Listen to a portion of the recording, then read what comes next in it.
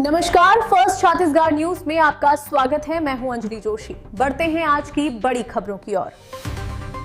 छत्तीसगढ़ के बलरामपुर जिले से इस वक्त की बड़ी खबर सामने आ रही है।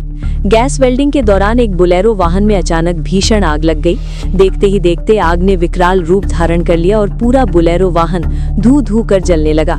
प्रत्यक्षदर्शियों के मुताबिक वेल्डिंग का काम चल ही रहा था कि अचानक चिंगारी से आग भड़क उठी।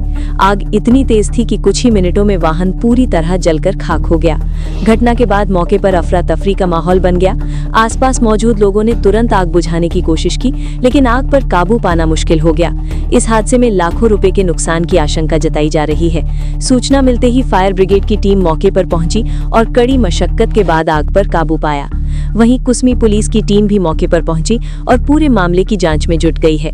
फिलहाल राहत की बात यह है कि इस घटना में किसी के हताहत होने की खबर नहीं है।